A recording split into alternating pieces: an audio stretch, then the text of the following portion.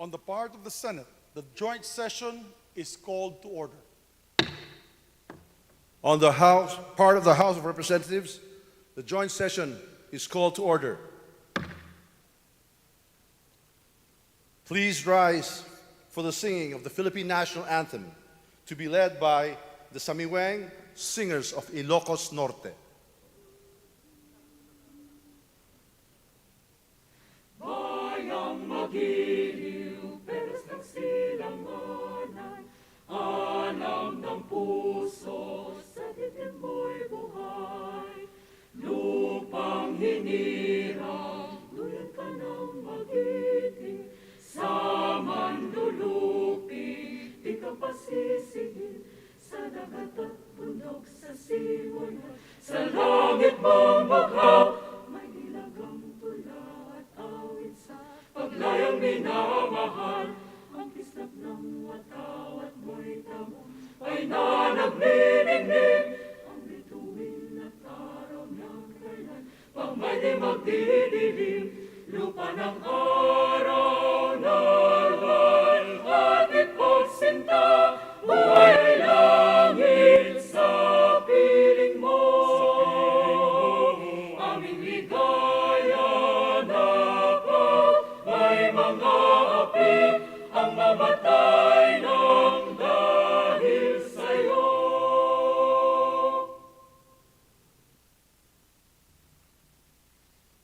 Please remain standing for the nation's prayer.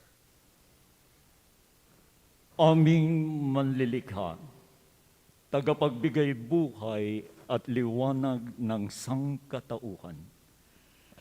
Salamat po sa iyong pagtangkilig at paggabay sa bansang Pilipinas.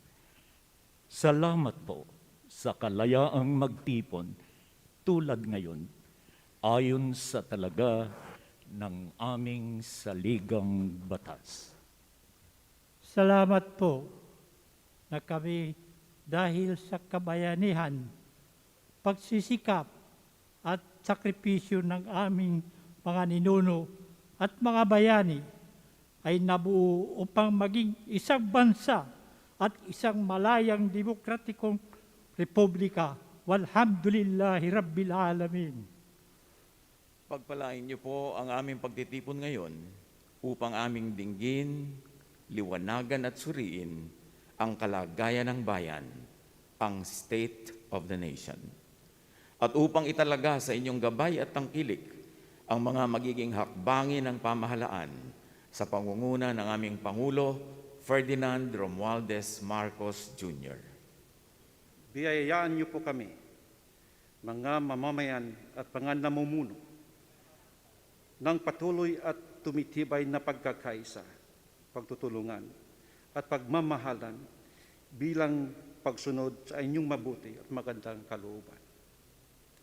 Kasihan niyo po ang aming Pangulo at ang pangkat ng kanyang mga tagapangasiwa, ang aming mga mambabatas, ang aming mga hukom, at ang mga tagapagpairal ng katarungan, ng dalisay at ibayong kaliwanagan, karunungan, katwiran, at katapatan sa kanilang banal na tungkulin. Patuloy niyo kaming turuan At atakayin kaming lahat na mga mamamayan at mga pinuno tungo sa dakilang pagkakaisa na magbubunga ng ibayong kapayapaan, kaayusan, kaunlaran, kasaganaan, at kasiyahan ng lipunang Pilipino. Magpatuloy po tayo sa personal na panalangin. Mangyaring ang bawat isa ay tahimik na manawagan sa may kapal.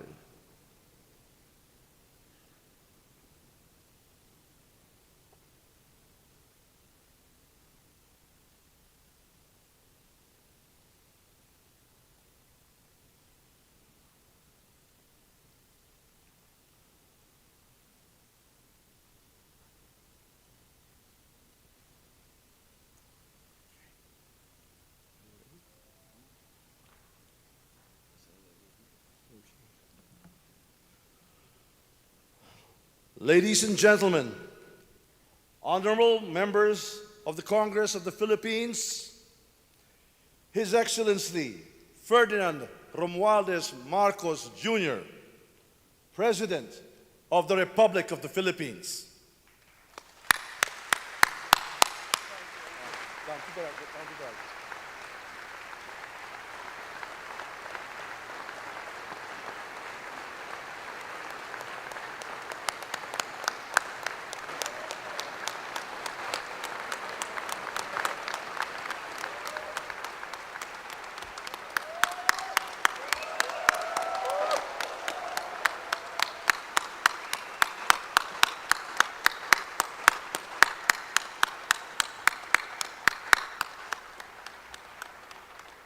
Vice President Sara Zimmerman Duterte, former Presidents Joseph Ejercito Estrada, Gloria Macapagal Arroyo, and Rodrigo Roa Duterte, Senate President Juan Miguel Zubiri, and the honorable members of the Senate, House Speaker Ferdinand Martin Romualdez, and the honorable members of the House of Representatives, Chief Justice Alexander Gesmundo, and the Honorable Justices of the Supreme Court, the Apostolic Nuncio, Most Reverend Charles John Brown, and the esteemed members of the Diplomatic Corps,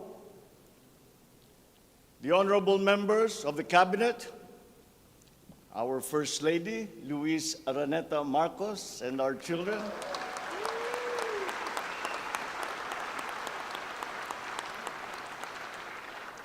distinguished guests, ang mga minamahal kong mga kababayan, ladies and gentlemen, magandang hapon po sa inyong lahat. I come before you today to address you as it is my duty as President of the Republic. We live in difficult times brought about by some forces of our own making, but certainly also by forces that are beyond our control. But we have, and we will continue to find solutions, and these are some of them. In terms of the economy, we will implement a sound fiscal management. Tax administration reforms will be in place to increase revenue collection. Expenditure priorities will be realigned and spending efficiency will be improved to immediately address the economic scarring arising from the effects of COVID-19 and also to prepare for future shocks. Productivity-enhancing investments will be promoted. Our country must become an investment destination, capitalizing on the corporate recovery and tax incentives for enterprises with the CREATE law and economic liberalization laws such as the Public Service Act and the Foreign Investments Act. Ecozones will be fully supported to bring in strategic industries such as those engaged in high-tech manufacturing, health and medical care, and all emerging technologies. This is also seen to facilitate economic growth outside of Metro Manila. Our tax system will be adjusted in order to catch up with the rapid developments of the digital economy, including the imposition of value-added tax on digital service providers. The initial revenue impact will be around 11.7 billion pesos in 2023 alone. Tax compliance procedures will be simplified to promote ease of paying taxes. We will pursue measures to determine possible undervaluation and/or trade misinvoicing of imported goods. Through information and communications technology, the Bureau of Customs will promote streamlined processes. Disbursements for 2022 to 2023 will be maintained at above 20% of gross domestic product, or 4.955 trillion pesos and 5.086 trillion pesos respectively, to ensure continuous implementation of priority programs. Disbursement will further increase over the medium term from 5.402 trillion pesos, or 20.7% of our GDP in 2024, to 7.712 trillion pesos, or 20.6% of GDP in 2028. The medium-term fiscal strategy of this administration seeks to attain short-term macro-fiscal stability while remaining supportive of the country's economic recovery and to promote medium-term fiscal sustainability. Furthermore, and more importantly, fiscal policy aims to bring together the national government's resources so that these are mobilized and utilized in order to gain the maximum benefit and the high multiplier effects for our economy. Measurable medium-term macroeconomic and fiscal objectives include the following headline numbers. These are based on forecasts that are consistent with the guiding principles of coherence of strategies, policy discipline, and fiscal sustainability. 6.5 to 7.5% real gross domestic product growth in 2022. 6.5 to 8% real GDP growth annually between 2023 and 2028. 9% or single-digit poverty rate by 2028.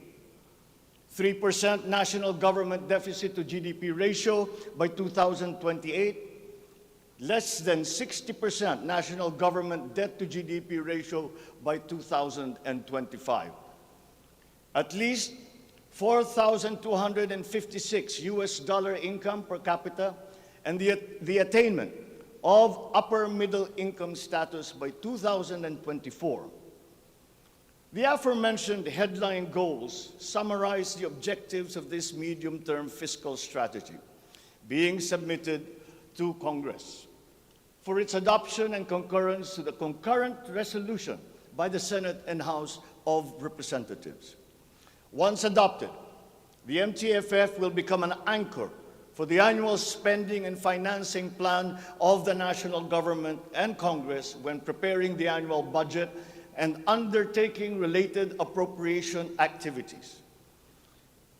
It is therefore a forward-looking document that extends beyond the traditional 3-year horizon to reach 6 years, coinciding with the 6-year coverage of the Philippine Development Plan 2023 to 2028.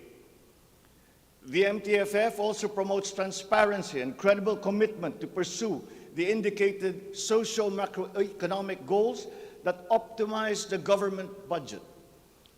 Medium-term growth targets and the assumptions regarding key macroeconomic variables underpin the medium-term fiscal plan. The recent past and the COVID-19 pandemic has beset the macroeconomic environment with challenges and a series of external shocks.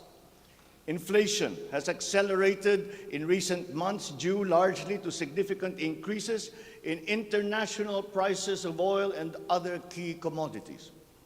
Still, the economic growth momentum remains firm, as demonstrated by the strong 2022 first quarter GDP growth at 8.3%. However, the recovery process from the impact of the pandemic is still ongoing, amid elevated uncertainty in the international economic environment. Revisions in the macroeconomic assumptions incorporate these challenges and most recent economic developments, leading to upward adjustments in the following: inflation rate for 2022 to 2023, foreign exchange rate for 2023 to 2025, and goods and services imports growth for 2022.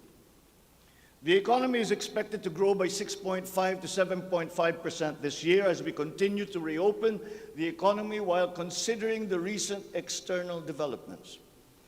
In the first quarter alone, GDP saw an increase in household consumption and private investments, along with a robust manufacturing industry, high vaccination rate, improved healthcare capacity, and an upward trend in tourism and employment. This is expected to continue for the rest of the year. The strong economic growth is projected to be sustained and expanded further to 6.5 to 8% from 2023 until 2028. The average inflation for 2022 is projected to range from 4.5 to 5.5%, following the uptick in fuel and food prices as a result of the ongoing Russia-Ukraine conflict and the disrupted supply chains. It is slightly adjusted to 2.5 to 4.5% in 2023 and is seen to return to the target range of 2.0 to 4.0% by 2024 until 2028. Dubai crude oil price is expected to settle at 90 to 110 US dollars per barrel in 2022, 80 to 100 US dollars per barrel in 2023, and 70 to 90 US dollars per barrel from 2024 onwards, as oil supply is expected to catch up and stabilize over the medium term. The Philippine peso is projected to average between 51 to 53 pesos per US dollar in 2022 and 51 to 55 pesos per US dollar from 2023 onwards due to aggressive monetary policy tightening by the US Federal Reserve, market aversion amid the Russian-Ukraine conflict, and again, increased global oil prices. Lastly, exports of goods are expected to grow by 7% in 2022 and 6% from 2023 to 2028. On the other hand, imports of goods are projected to grow by 18% in 2022, 6% in 2023, and 8% from 2024 to 2028. I have instructed the NEDA to coordinate with other agencies and work on the Philippine Development Plan for 2023 to 28 and to submit to me the complete blueprint and progress of its implementation not later than year-end. One of the main drivers of our push for growth and employment will be in the agricultural sector. With regard to food supply, we are confronted by a two-pronged problem, that which will hit us in the short term and that which will hit us in the long term. Tayo ay nahaharap sa mga problemang kagyat nating mararamdaman at mga hamong pangmatagalan. Ang mga suliraning agarang mararamdaman ng ating mga kababayan ay ang posibilidad ng tuloy-tuloy na pagsipa ng presyo ng pagkain at kakulangan sa supply ng ating pagkain. Upang masuportahan ang mabimili para mapanatili ang kanilang purchasing power o kapangyarihan sa pagbili, isinapinal ng Department of Agriculture ang planong taasan ang produksyon sa susunod na panahon ng pagtanim o planting season sa pamamagitan ng tulong pinansyal at teknikal.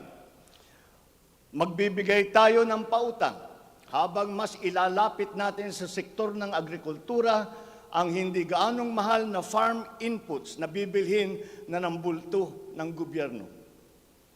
Kabilang dito ang abono, pestisidyo, mga punla, feeds, fuel subsidy at ayuda para sa mga karapat-dapat na benepisyaryo. Para sa pangmatagalang solusyon, itataas natin ang produksyon ng mga kalakal at produktong pang-agrikultura. At para magawa ito, pagtitibayin natin ang tinatawag na value chain na nagsisimula sa mga magsasaka hanggang sa mga namimili. May mga bahagi ng value chain na sa ngayon ay kanya-kanya ang operasyon. Pagtibayin natin ang koordinasyon ng iba't ibang bahagi nito. Ang pagsasaliksik para sa mga makabagong paraan at ng pagtatanim at pag-aalaga ng hayop ay masusing gagabayan ng Department of Agriculture. Ang produksyon ng farm inputs o mga kakailanganin ng mga magsasaka sa pagpapalago ng kanilang sakahan ay ating iaayon sa mga hamong dala ng climate change at global warming. Mahigpit na pagsusuri ang gagawin ng ating mga eksperto tungo dito. Ang mga pautang at financial assistance sa mga magbubukid at mangingisda ay magiging institusyon at patakaran ng aking administrasyon.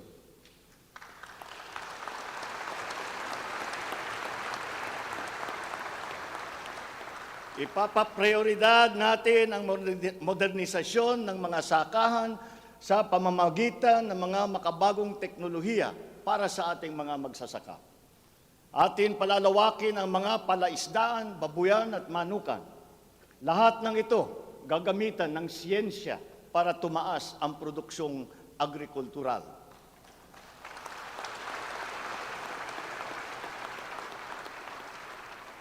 Maging ang post-production at processing ay susuportahan ng pamahalaan. Gagawa tayo ng network, national network, ng farm-to-market road upang mas mabilis na mailakbay ng mga magsasaka ang kanilang mga produkto sa mga pamilihan. At gagawa tayo ng mga paraan upang maramdaman ng mga mamimili ang pagluluwag ng presyo ng mga produktong pagkain sa kayang halaga, gaya ng muling pagbubuhay ng mga Kadiwa Center.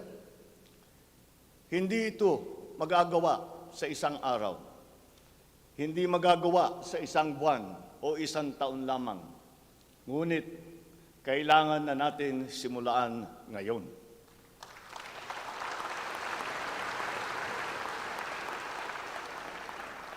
Ang Agrarian Reform Program ay dapat magpatuloy. Agrarian reform is not only about acquisition, but also about support services and distribution.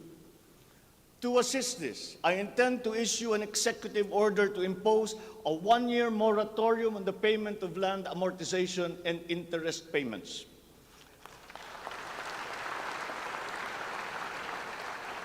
This is included in Republic Act number 11469 or the Bayanihan to Heal as One Act. A moratorium will give the farmers the ability to channel the resources in developing their farms, maximizing their capacity to produce, and propel the growth of our economy.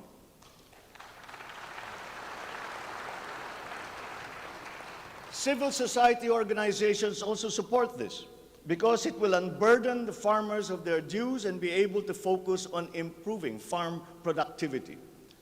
Congress must also pass a law that will emancipate the agrarian reform beneficiaries from the agrarian reform debt burden, thereby amending Section 26 of Republic Act 6657.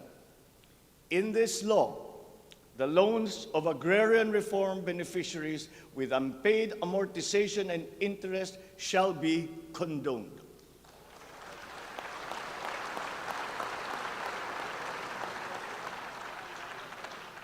Layunin ng batas na ito ay burahin ang hindi mabayarang utang ng ating mga magsasaka na benepisyaryo ng agrarian reform.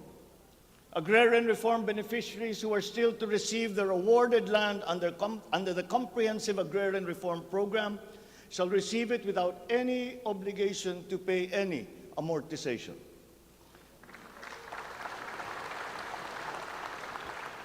The condonation of the existing agrarian reform loan will cover the amount of 58.125 billion pesos, benefiting 654,000 agrarian reform beneficiaries and involving a total of 1.18 million hectares of awarded lands. Executive Order number 75, Series 2019, requires that all government agencies, bureaus, departments, and instrumentalities to turn over agricultural lands to qualified agrarian reform beneficiaries. At present, we have a total of 52,000 hectares of unused agricultural lands of the government, which shall now be used for distribution to the following sectors in accordance with Section 40 of the Republic Act number 6657 as amended. Thus, landless war veterans, landless surviving spouse and orphans of war veterans, landless retirees of the Armed Forces of the Philippines and the Philippine National Police. Agricultural lands acquired under this program will be given to graduates of college degrees in agriculture who are landless.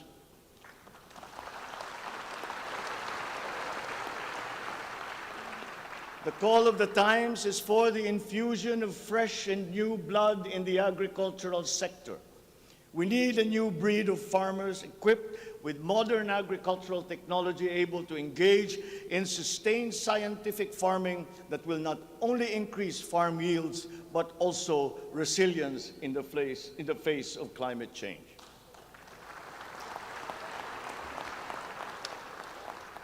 They say that each brand has a story.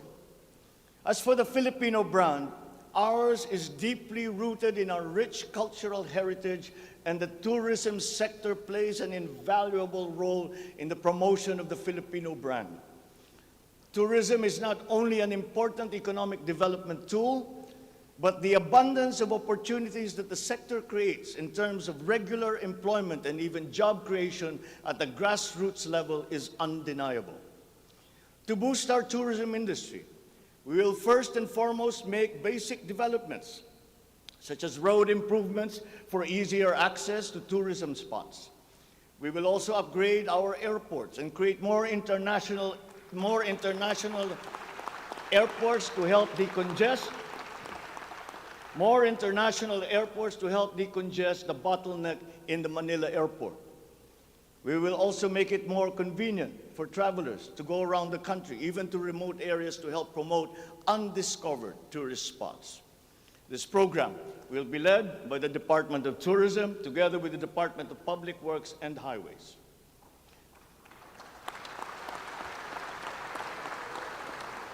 To foster the Filipino brand is to spark our sense of pride and reaffirm our strong sense of identity. It is time to welcome the rest of the world with an enhanced Filipino brand that is unique, attractive, and creative. The creativity of the Filipino is truly world-class. We excel in arts and culture, new media, live events, avenues which generate primary and downstream jobs for our creative and talented countrymen.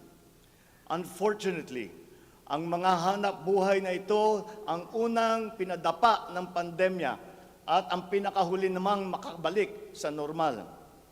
The creative industry likewise faces many challenges, including workplace conditions, working hours, intellectual property rights, and the welfare of our beloved freelancers who were left vulnerable during the height of the pandemic. We require an institutionalized creative industry that will advance the interest of its stakeholders. Sila na nagbibigay ng kaluluwa at pagkakilala sa ating pagka-Pilipino. Protektahan natin sila.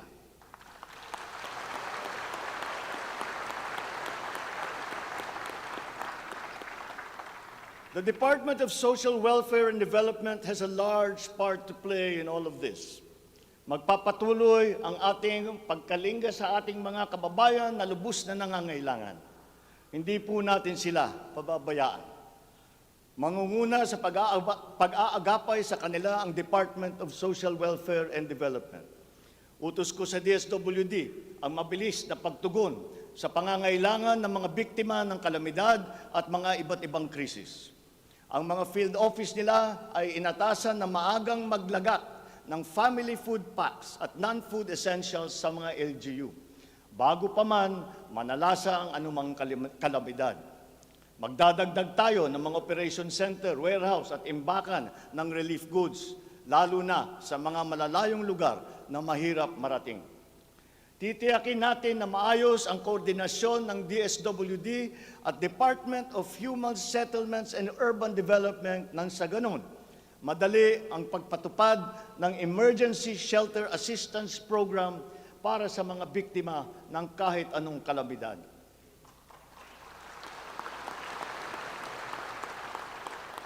Pagtitibayin pa natin ang komprehensibong programang Assistance to Individuals in Crisis Situations o ang ating tinatawag na AICS para maiparating ang tulong sa mas maraming biktima.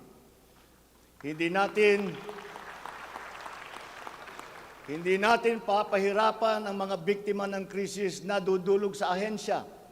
Gagawin nating simple ang proseso ng paghingi at pagparating ng tulong. Dahil hindi naman dapat dinadagdagan pa ang hirap ng nararanasan ng ating mga mamamayan. Upang matiyak na mapupunta sa kwalipikadong mga pamilya ang tulong na pamahalaan sa pamamagitan na 4Ps o Pantawid Pamilya Pilipino Program, titiyakin natin na malilinis ang listahan ng benepisyaryo.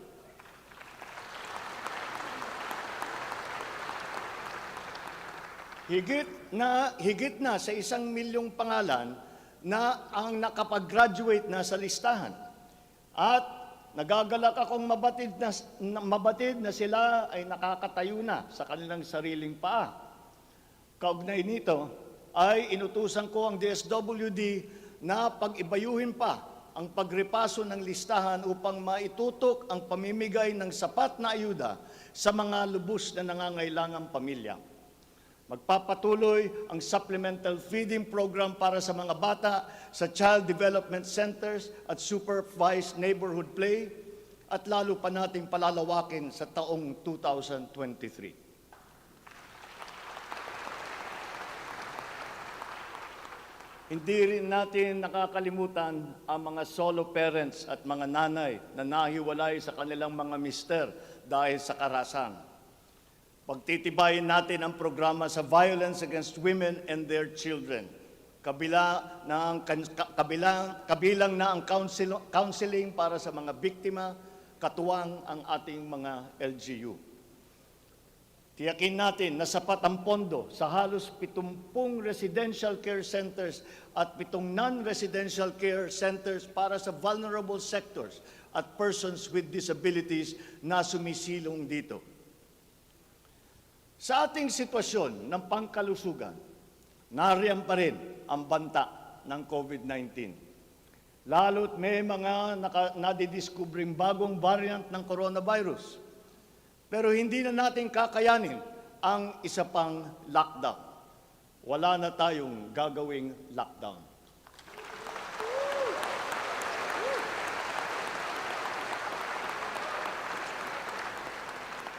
Dapat natin balansehin ng maayos ang kalusugan at kapakanan ng ating mga mamamayan sa isang banda at ang ekonomiya naman sa kabilang banda.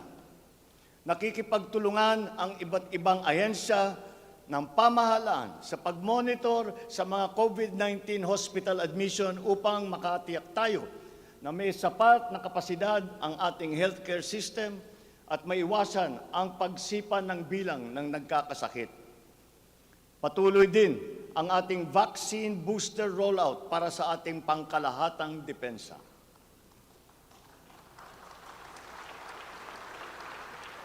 Sa ganitong paraan, kahit pa tumaas muli ang bilang ng mga COVID cases, mananatiling mababa ang bilang ng mga maospital at bilang ng mga namamatay.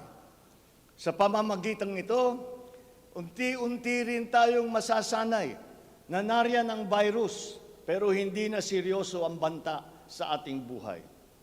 Iaayon natin ang ating mga health protocols sa kung ano ang ating pangangailangan sa paglipas ng panahon at lalo pang iibayuhin ang kooperasyon kasama ang pribadong sektor upang tumaas pa ang kumpiyansa ng mga mamumunuhan nang sa gayon ay bumalik na tayo sa full capacity, lalo-lalo na ang ating mga negosyo.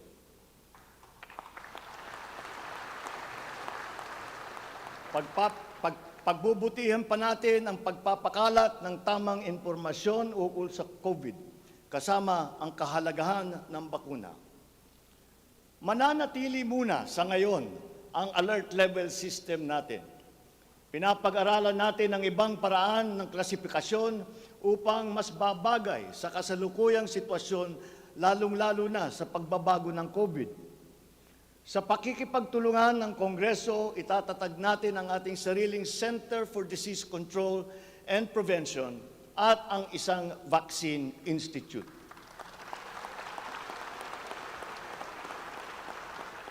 Magtatayo tayo ng dagdag na mga health center at ospital.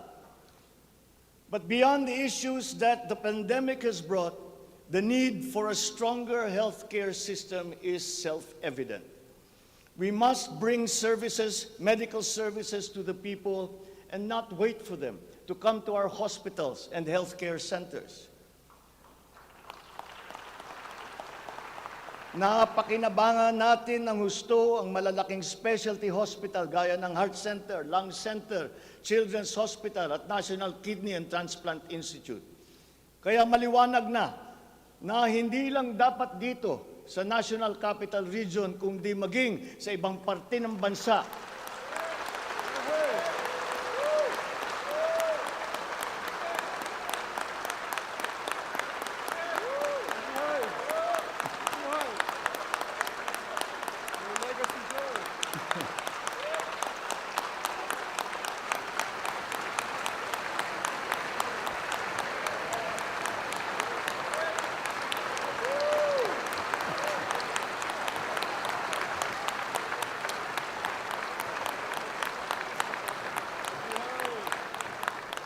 maliwanag na hindi lamang dapat dito lamang sa National Capital Region kundi maging sa ibang parte ng bansa, kailangan magdagdag ng ganitong uri ng mga pagamutan. Bukod dito, upang mailapit natin ang healthcare system sa taong bayan, nang hindi sila kailangan pumunta sa sentro ng kanilang bayan, lalawigan o region, ay maglalagay tayo ng mga clinic, mga RHU, na pupuntahan ng mga doktor, nurse, midwife, medtech, 1 beses, 2 beses sa 1 linggo. Nang sa ganon, magiging mas madali sa may karamdaman na magpapagamot nang hindi na kailangan magbiyahe ng malayo.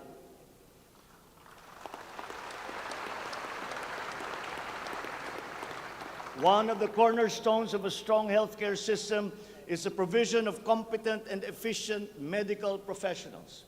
We will exert all efforts to improve the welfare of our doctors, our nurses, and other medical frontliners. Dapat din tayong magkaroon ng sapat na supply ng gamot na kinakailangan sa pang-araw-araw ng ating mga mamamayan. Sinimulan ko na ang pakikipag-usap sa mga kumpanya ng gamot dito sa Pilipinas at sa ibang bansa. Hinihikayat natin na buksan nila ang merkado upang bumaba ang presyo ng gamot.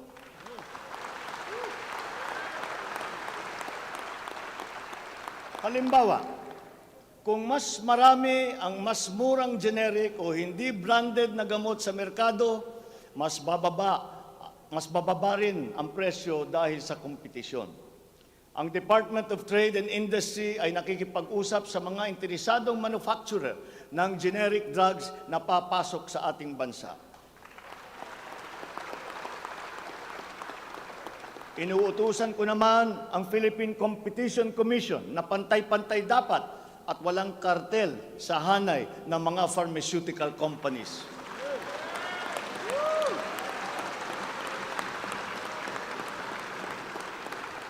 Dahil kapag bukas ang merkado, bababa ang presyo ng gamot para mapakinabangan ng ating mga mamamayan. This is one of the hard lessons that we learned when the pandemic struck, and therefore we must act on that shortcoming.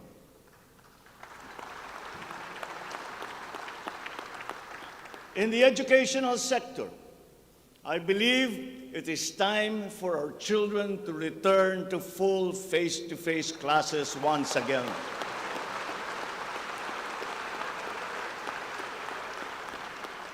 The Department of Education, led by our highly able Vice President Sara Duterte, is now preparing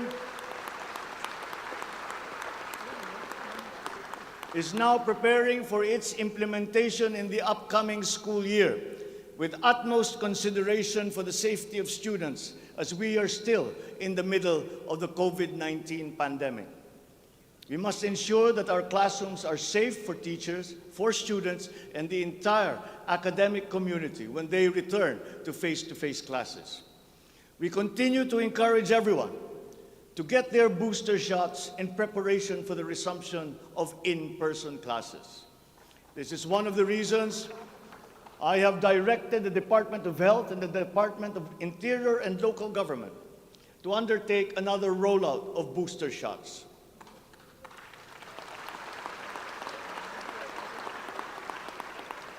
The condition and availability of schoolrooms for our students must also be addressed again in coordination with the Department of Public Works and Highways. Though some complications have arisen over the question of repair of school buildings in relation to the Mandanas-Garcia ruling, this will be ironed out. We have been in discussion with local government leaders, governors, and mayors in the last few weeks to determine with the LGUs what is actually practicable, what functions belong to the LGUs, and what belong to the national government. There have also been lengthy discussions on the continuation and viability of the K-12 school system. We are giving this careful review, and all necessary inputs and points of view are now being considered. In the longer term, we are instituting a program of refresher courses and retrainings for our teachers so they can stay abreast of the rapid growth in technology, especially in this post-pandemic world. As for the horror stories that we have heard about the poor quality of educational materials and supplies that are being given to our schools, this must end.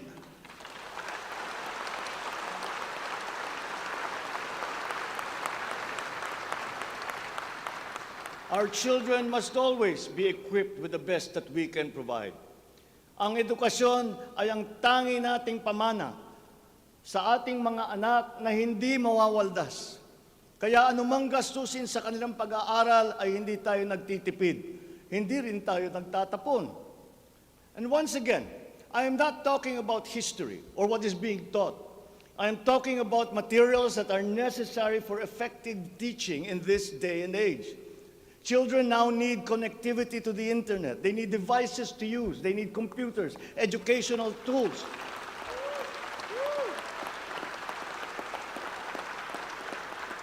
So that they might participate fully in the digital community here and abroad. We must do better in the international rankings, especially when it comes to the so-called STEM subjects: science, technology, engineering, and mathematics. These skills, this knowledge, are necessary for our young people to be able to compete in a highly technological and competitive world. The raw talent is there in our young people. It is up to our educational system to develop and to refine that great pool of talent.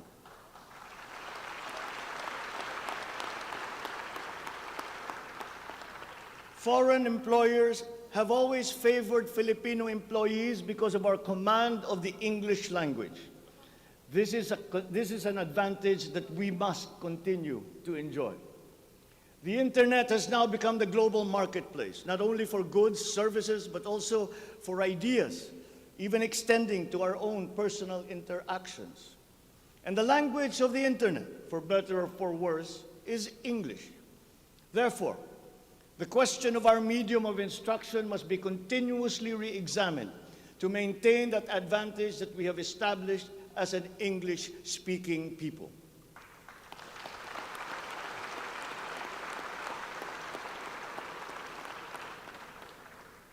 On a related subject, we are entering an age of exponential adoption of technology.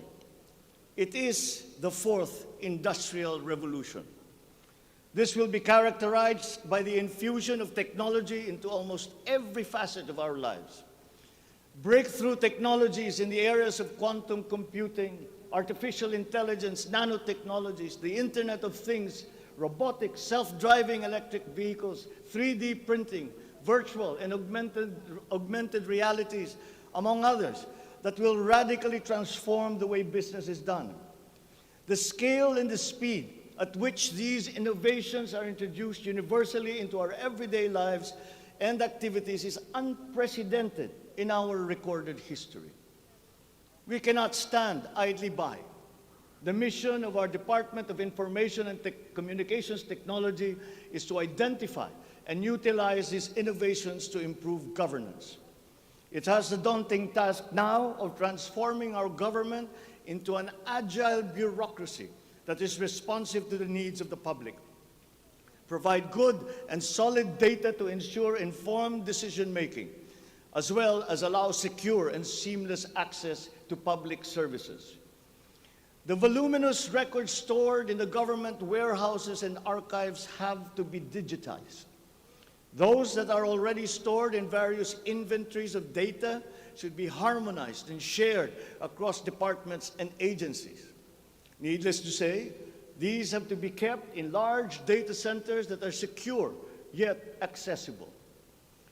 The national ID will play an important part in this digital transformation.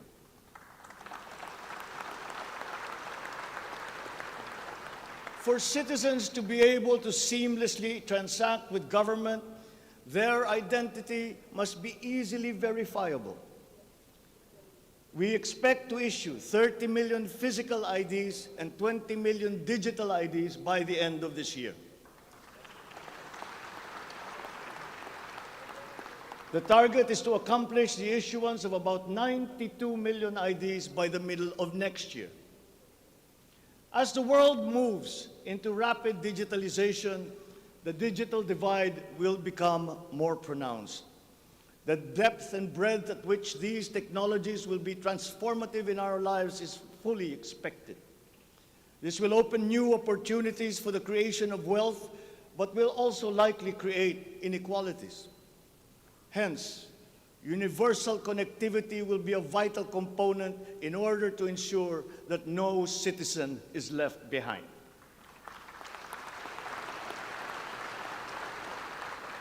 I have therefore tasked the DICT to deploy digital connectivity across our various islands.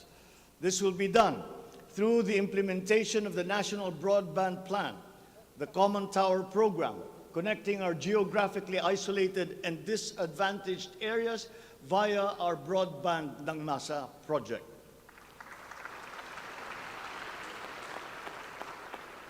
All relevant modes of digital transport should be utilized.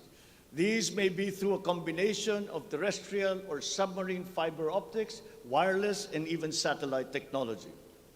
As our Public Service Act has opened the doors and removed the restrictions on foreign investment, we foresee an increase in direct investment of overseas players.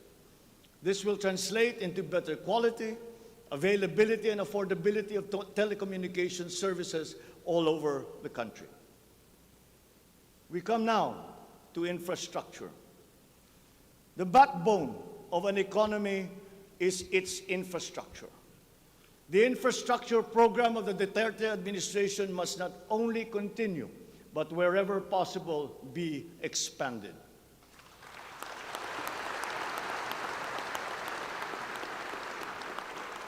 We shall confidently build on this firm foundation established by my predecessor, as it is in building an edifice. We must keep the momentum and aspire to build better, more. Necessarily, infrastructure development will remain a very high priority in our drive for growth and employment. Once again, I will not suspend any of the ongoing projects, as those have already been shown to be of benefit to the public that they serve.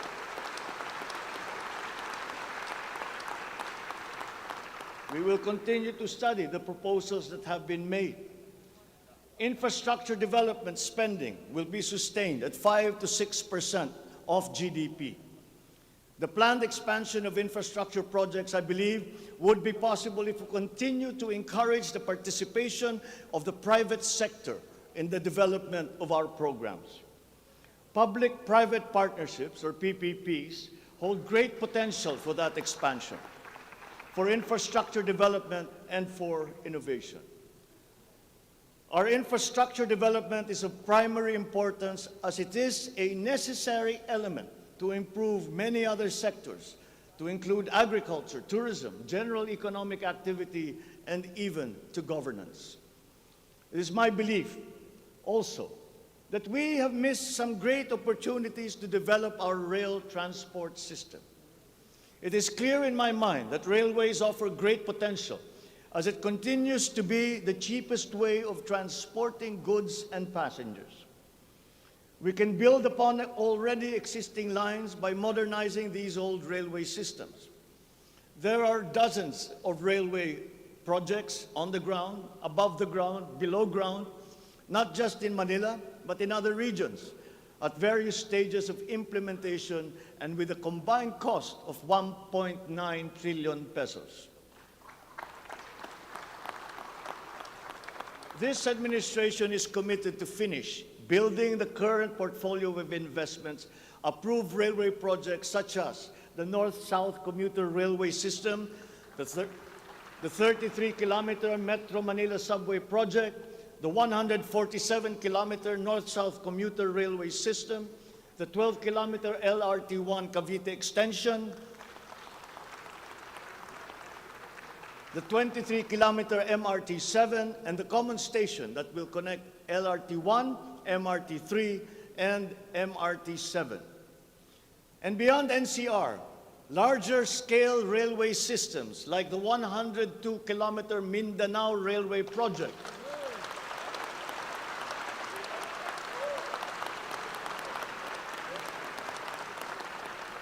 the Panay Railway Project, and the Cebu Railway System will be integrated as a vital part of our transport and communication systems. We will also continue to improve our roads and transportation systems in key cities throughout the country through various projects, such as the Cebu Bus Rapid Transit, Davao High Priority Bus System, Ilocos Norte Transportation Hub, the El Nido Transport Terminal.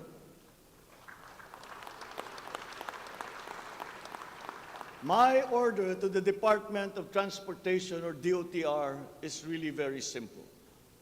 Full speed ahead.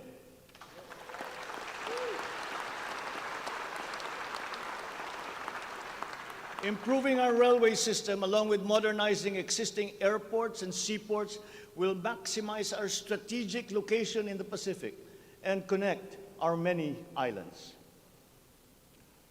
A key sector in our transformation plans is that of energy. Another fundamental requirement for growth and increased employment will be the availability of cheap, reliable energy. This even comes under the category of ease of doing business. If we are to attract investors, both local and foreign, to set up shop here in the Philippines.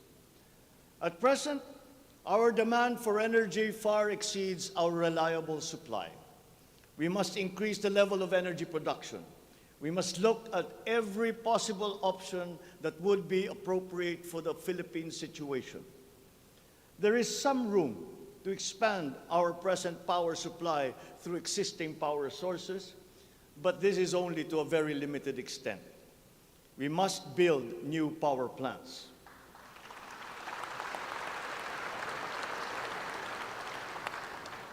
We must take advantage of all the best technology that is now available, especially in the areas of renewable energy.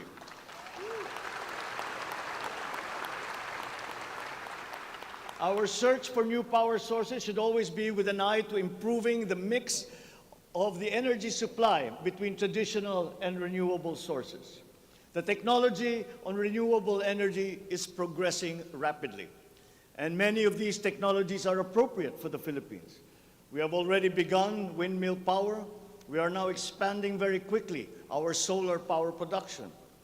For both offshore and onshore wind turbines, for example, the World Bank has calculated that there is a potential for 255 gigawatts by the year of 2030.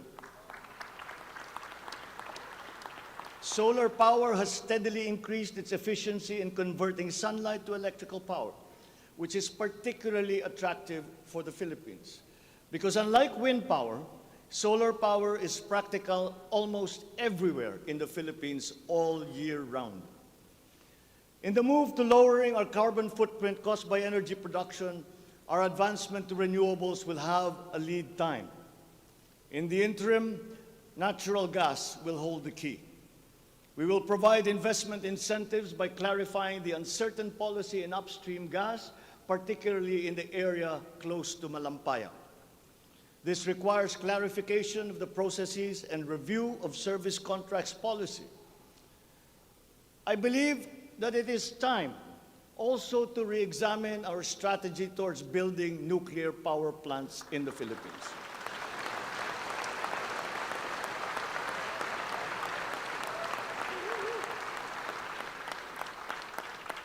We will comply, of course, with the International Atomic Energy Agency regulations for nuclear power plants as they have been strengthened after Fukushima. In the area of nuclear power, there have been new technologies developed that allow smaller-scale modular nuclear plants and other derivations thereof. Once again, PPPs will play a part in support as funding in this period is limited. Furthermore, we must examine the entire system of transmission and distribution for the purpose of finding ways to lower the price of energy to the consumer and to industry. We must expand the network of our transmission lines while examining schemes to improve the operation of our electrical cooperatives. All this in aid of reducing energy costs, especially but not limited to households. All this impetus for development and growth we undertake within the context of accelerating climate change and extreme weather conditions. Though we are a minor contributor to climate change globally, we have the unfortunate distinction of being one of the most vulnerable countries to the effects of climate change. For the welfare of our people, it is incumbent upon us to alleviate the effects of that vulnerability. The use of renewable energy is at the top of our climate agenda. We will increase our use of renewable energy sources such as hydropower, geothermal power, solar, and wind. Geographically, we are a disaster-prone country. Capacity building for our natural disaster resiliency is therefore a must. Investment in science and technology is imperative to enable us to have accurate weather forecasts and on-time disaster alerts. Studies show that already now, many areas in the Philippines are at high risk from the rise in sea levels brought about by the increase in global temperature. We must adapt to this phenomenon with disaster-proof planning for our communities. We will also look into the precarious freshwater supply situation in the country, especially in our urban areas. Many of our water supply systems date back to the 1950s, and they must now be rehabilitated and improved. I've instructed the DNR, together with the DPWH, to explore possible partnerships with the private sector to address this crucial situation.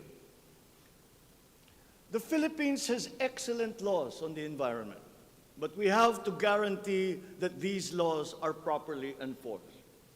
And this will require a great deal of coordination and cooperation between concerned government agencies and private stakeholders.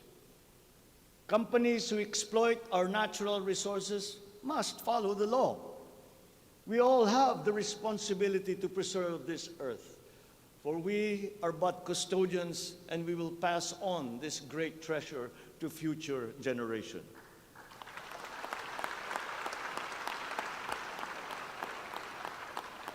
There is no question that the preservation of the environment is the preservation of life. If we cannot mitigate climate change, all our plans for the economy, all our plans for our future will be for naught. Bawat Pilipino sa ibayong dagat na nagsasakripisyong lisanin ang kanyang pamilya sa Pilipinas upang maghanap buhay ay nararapat lamang magkaroon ng pamahalaang matatawag nilang tahanan habang nasa ibang bayan. Ito ang papel na gagampanan ng kagawaran ng manggagawang mandarayuhan o Department of Migrant Workers matapos itong ideklara bilang ganap na ahensya ng gobyerno ng isang taon. Ang kagawarang ito ang magsisilbing kanlungan ng ating mga kababayan sa gitna ng mundong walang kasiguruhan at mahigpit na kompetisyon. Ito ang maglalatag sa kanila ng mga oportunidad. Titiyak na ang kanilang mga hanap buhay ay tugma sa kanilang mga kasanayan. Maninigurong akma ang sahod at maayos ang kalagayan sa kanilang mga kumpanya at mga ngalaga sa kanilang mga pamilya habang sila ay nasa malayo. Gagawin natin ito sa pamamagitan ng pag-aalis ng red tape sa sistema ng pagsusulong ng digital empowerment. We shall automate the verification of contracts and issue secure overseas employment certifications that you can keep on your smartphone. I call on the Department of Migrant Workers and the DICT to make this a top priority.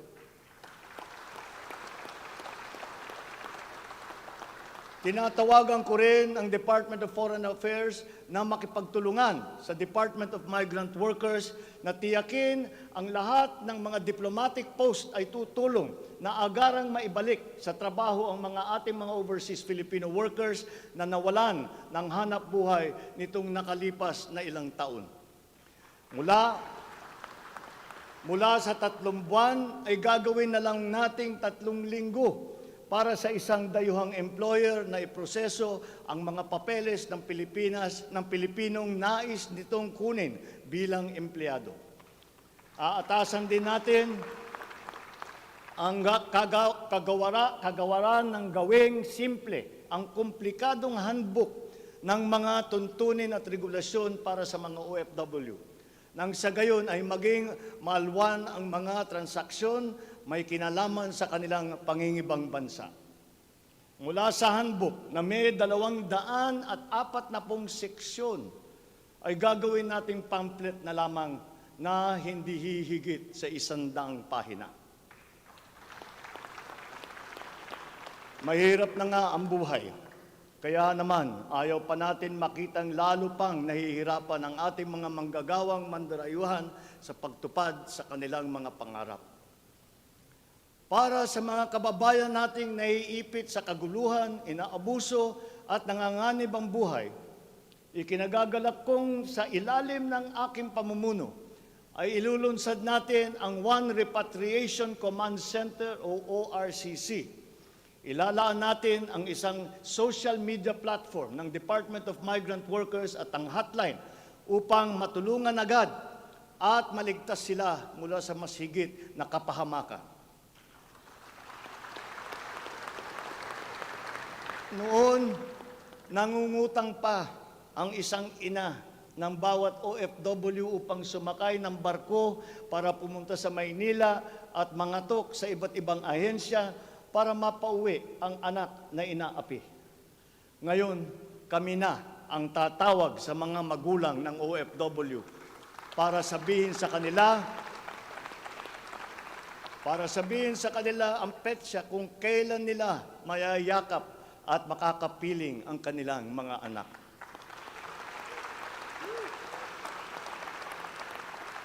Sa kasalukuyan ay nakikipag-ugnayan tayo sa pamahalaan ng Saudi Arabia upang buksan muli ang deployment. Kaya natin at gagawin natin ang makipagnegosasyon na mabigyan ang ating mga kababayan doon ng tamang pasahod at mapangalagaan ang kanilang karapatan at kapakanan. Muli natin patitibayin ang respeto at pagkakaibigan ng ating dalawang bansa tulad ng namamagitan sa ating ama sa kanilang hari. Sa mga susunod na buwan ay magtutungo si Secretary Susan Ople sa Saudi Arabia upang tiyakin na may sapat na puwersang magsisiguro na mabubuksan muli ang empleo sa bansa at para maisulong ang ating kampanya laban sa human trafficking. Ngayon, para naman sa mga anak na naiwan sa Pilipinas, titiyakin ng Department of Migrant Workers sa pamamagitan ng OWA na sila ay maipapasok sa magagandang paaralan, magtuturo sa kanila ng financial literacy, mental wellness, sports, sining, kultura. Ito ay mangyayari sa pakikipagtulungan ng iba't ibang ahensya ng pamahalaan. Alagaan natin ang kabataang Pilipino sapagkat sila ang kinabukasan ng ating inang bayan.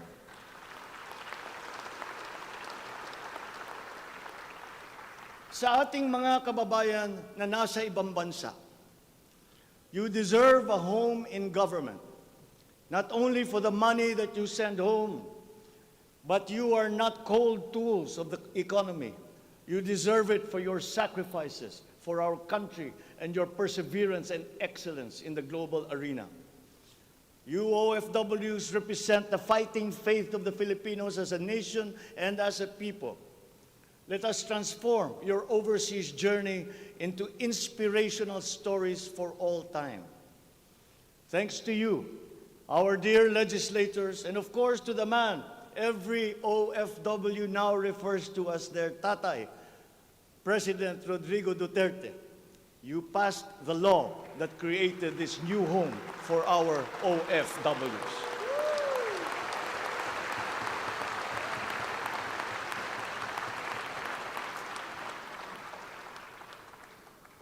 On the area of foreign policy, I will not preside over any process that will abandon even 1 square inch of territory of the Republic of the Philippines to any foreign power.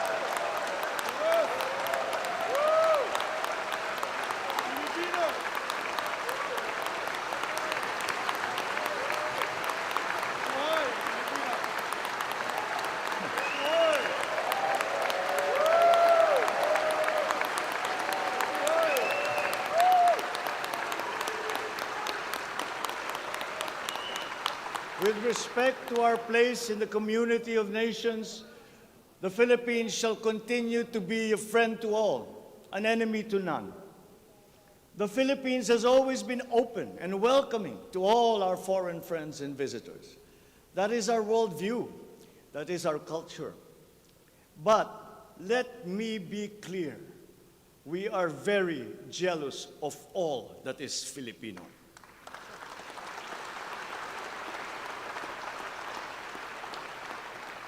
We will be a good neighbor, always looking for ways to collaborate and cooperate with the end goal of mutually beneficial outcomes. If we agree, we will cooperate and we will work together.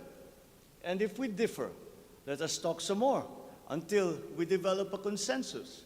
After all, that is the Filipino way. But we will not waver. We will stand firm in our independent foreign policy with the national interest as our primordial guide.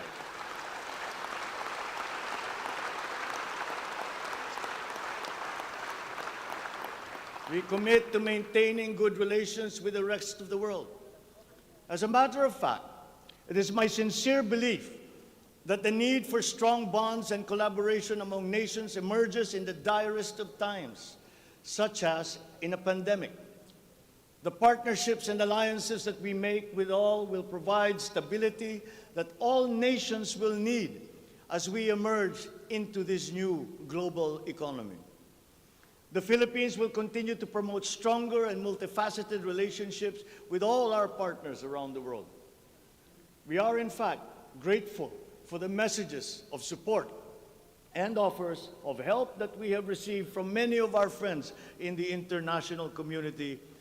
This has been communicated to us through the different envoys and ambassadors here in the Philippines. Such strong relationships can only be beneficial to all involved. As I am here today addressing the legislature, allow me now to propose legislation that we would like you to pass in support of these programs.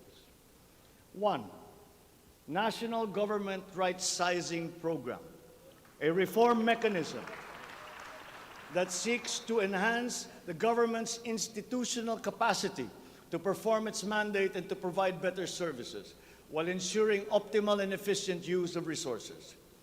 Compared to previous government reorganization efforts, the NGRP will entail a comprehensive strategic review of the functions, operations, organization, system, and processes of the different agencies, and massive and transformational initiatives in agencies concerned, such as mergers, consolidations, splitting, transfer, and even the abolition of some offices. The right-sizing efforts will also involve the conduct of a comprehensive strategic review of functions, programs, and projects that will cut across various agencies. Number 2, a budget modernization bill. This seeks to institutionalize a cash-based budgeting system under Executive Order Number 91, Series 2019, to strengthen fiscal discipline in the allocation and use of budget resources by ensuring that every peso budgeted by the government would lead to the actual delivery of programs and projects. The full implementation of the CBS is timely and vital as the government executes response and recovery plans post-pandemic. Number 3, Tax Package 3 Valuation Reform Bill. This bill provides for the A, establishment of real property values and valuation standards across the country, and B, the development of real property information system that provides for the database of all real property transaction and declarations in the country. Number 4, Passive Income and Financial Intermediary Taxation Act. This seeks to reform the taxation of capital income and financial services by redesigning the financial sector taxation into simpler, fairer, more efficient, and a revenue-neutral tax system. It also represents to adopt a regionally competitive tax system. Number 5, E-Government Act, which provides for the establishment of the E-Government Master Plan, which shall cover all e-government services and processes. Number 6, the Internet Transaction Act, or e-commerce law, which aims to establish an effective regulation of commercial activities through the Internet or electronic means to ensure that consumer rights and data privacy are protected, innovation is encouraged, fair advertising practices and competition are promoted. Online transactions are secured, intellectual property rights are protected, and product standards and safety are observed. Number 7, Government Financial Institutions Unified Initiatives to Distressed Enterprises for Economic Recovery.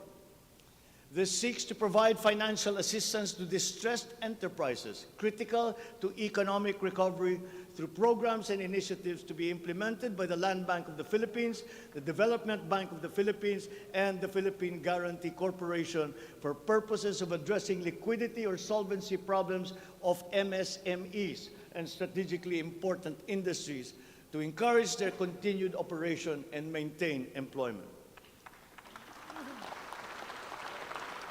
Number 8, the establishment of a Medical Reserve Corps.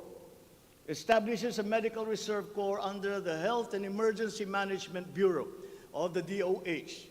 The MRC shall be composed of licensed physicians, medical students who have completed their 4 years of medical courses, graduates of medicine, registered nurses, licensed allied health professionals. Number 9, National Disease Prevention Management Authority. This bill seeks to create the Center for Disease Prevention and Control attached to the DOH. Number 10, the creation of the Virology Institute of the Philippines. This will create the Virology Science and Technology Institute of the Philippines as an attached agency of the DOST. All offices and units under the DOST with functions related to virology shall now be transferred to the Virology Institute of the Philippines. Number 11, the Department of Water Resources. This seeks to create the Department of Water Resources and adopts the integrated water resource management as the strategic framework for national water management, policymaking, and planning. Number 12, Unified System of Separation, Retirement, and Pension. This grants a monthly disability pension in lieu of disability benefits provided under existing laws for military and uniformed personnel retired by reasons of disability. Number 13, the E-Governance Act. It promotes the use of internet, and other ICT to provide opportunities for citizens. Number 14, the National Land Use Act.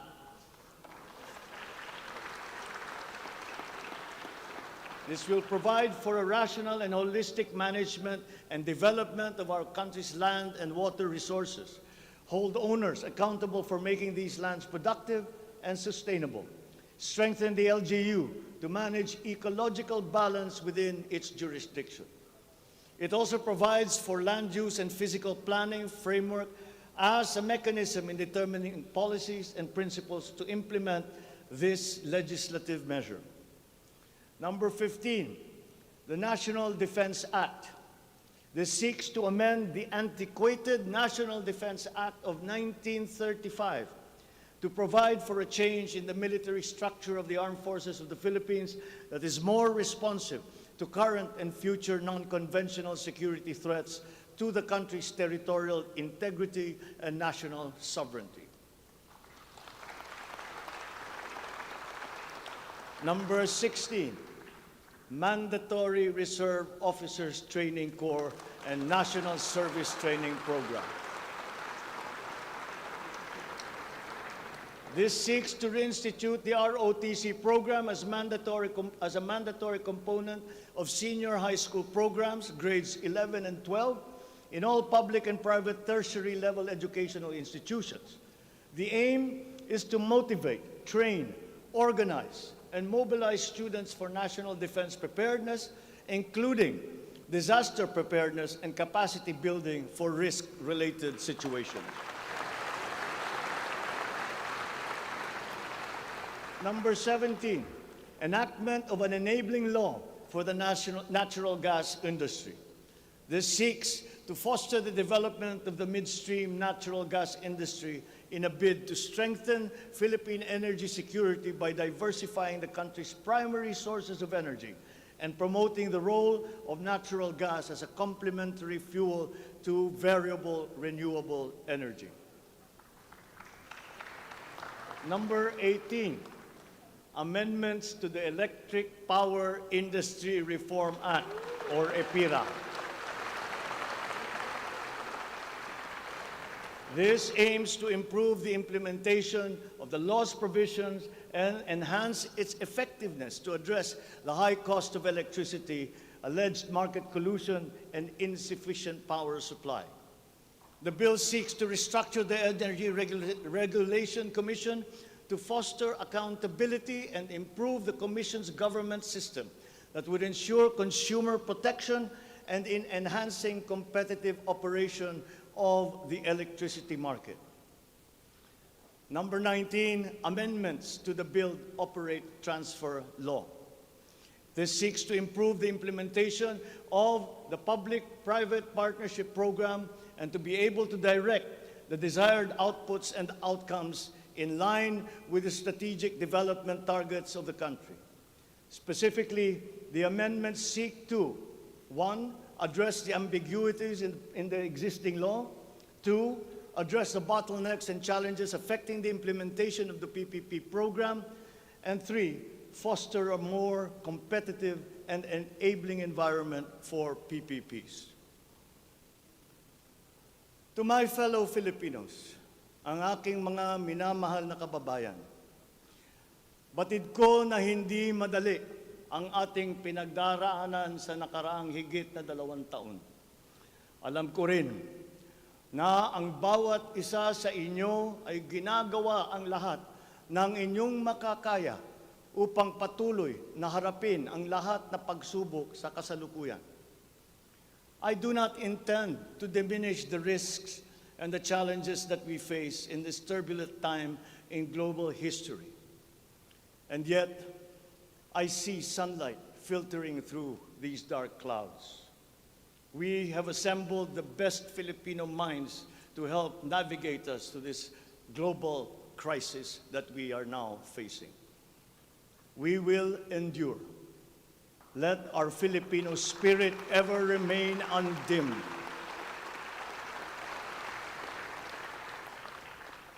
I know this in my mind. I know it in my heart. I know it in my very soul. The state of the nation is sound. Thank you and good afternoon. Marami pong salamat sa inyong lahat.